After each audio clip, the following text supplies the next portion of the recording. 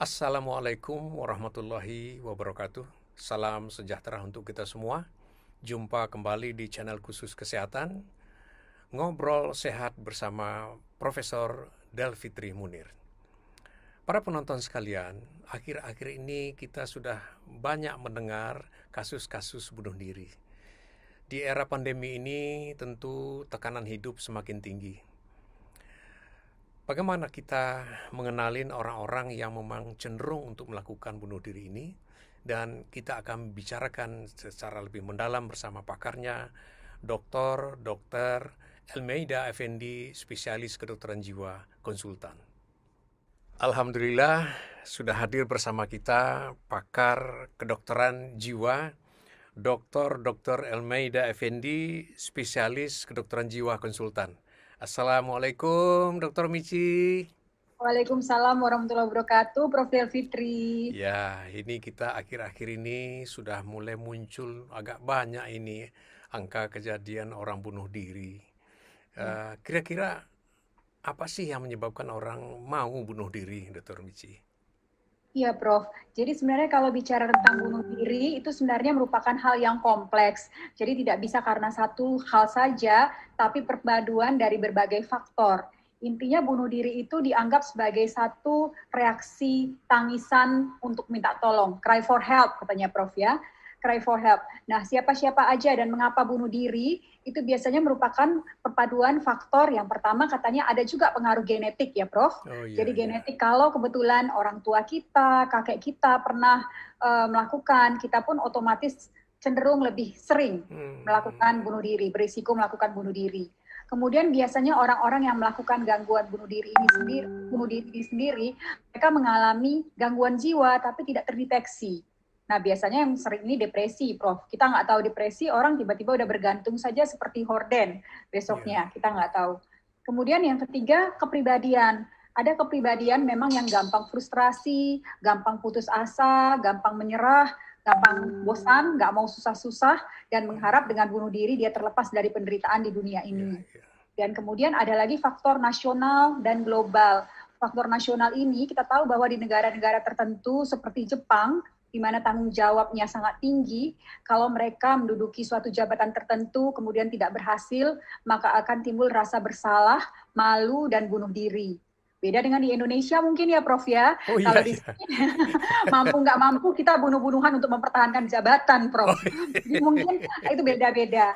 Tapi kalau kita lihat di sini ada lagi, Prof, ada tipe bunuh diri. Ini ada seorang sosiolog yang mengatakan katanya ada karena bunuh diri egoistik. Egoistik itu karena terlalu sedikitnya integrasi sosial, jadi kita dengan sosial itu sangat sedikit, jadi kita merasa kesepian dan kepingin bunuh diri.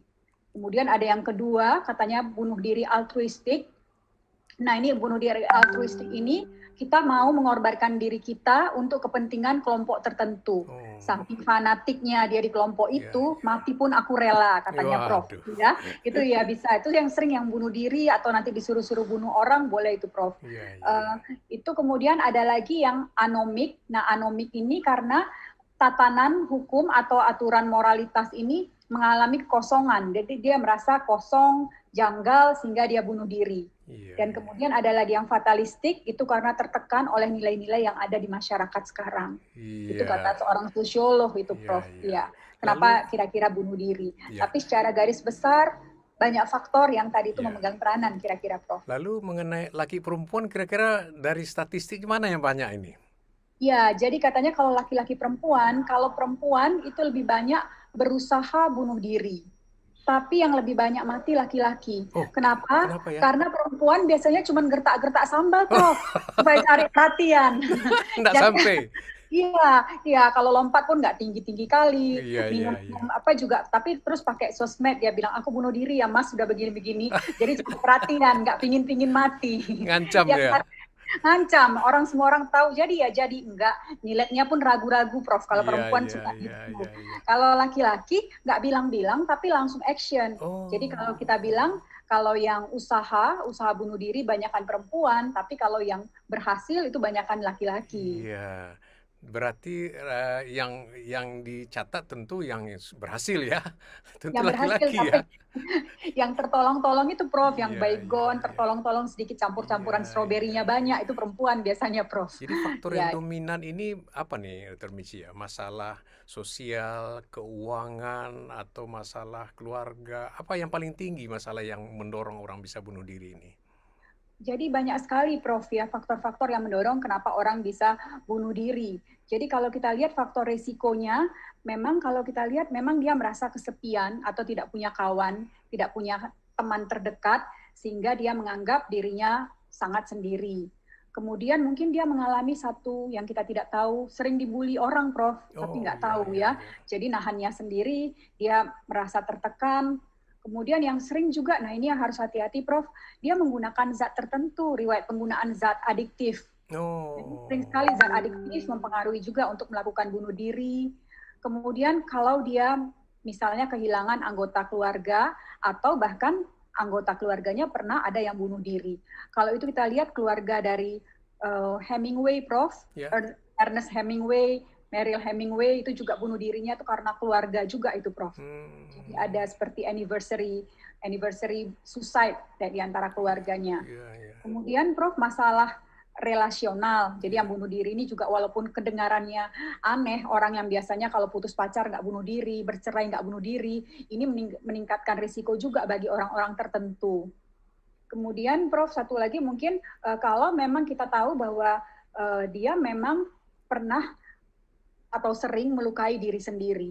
Jadi Oh, banyak sekali orang yang memang mungkin sering melukai diri sendiri, tapi tidak berniat untuk mati. iya, iya, Jadi seperti silet-silet diri iya, itu sering iya. juga. Itu Tapi cenderung nanti itu bunuh diri ya?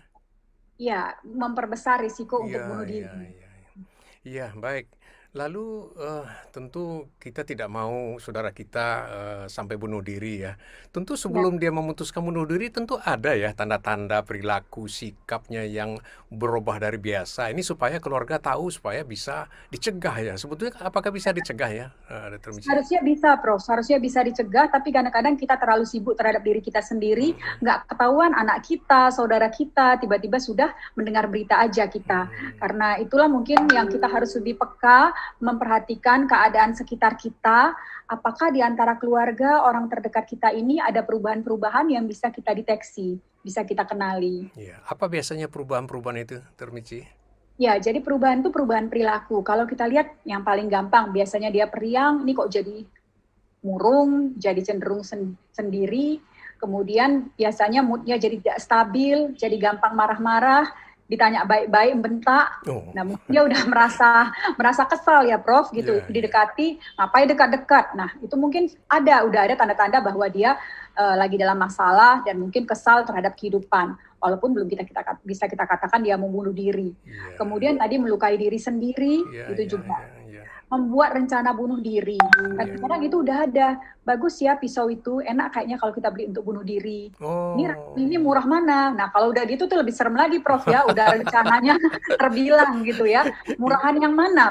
Pakai tali atau pakai racun? Tapi kalau pakai racun nggak gitu sakit ya. Kalau tali, nah seperti itu. Waduh. Berbicara tentang kematian berulang-ulang mungkin, Prof. Oh, Kadang-kadang itu kalau ya. kita ngomong, aduh bosannya hidup, besok makan apa, jualan kena Oh. corona, nggak Iya, jualan iya, iya, gimana, iya, makanya iya. itu juga membuat pertanda juga ya, sudah Iya. ada ya keinginan-keinginan agresif, Prof, bertindak Oh. agresif tadi karena marah-marah. Nah, orang yang biasanya baik-baik, kenapa bisa agresif, itu juga merupakan pertanda. Dan yang paling takutnya mengucapkan selamat tinggal, mengucapkan maaf, itu yang kita takut ya. Maaf ya kalau aku udah salah-salah, mau pergi. Ah, Kan hati-hati ngeri kita ya. Prof ya.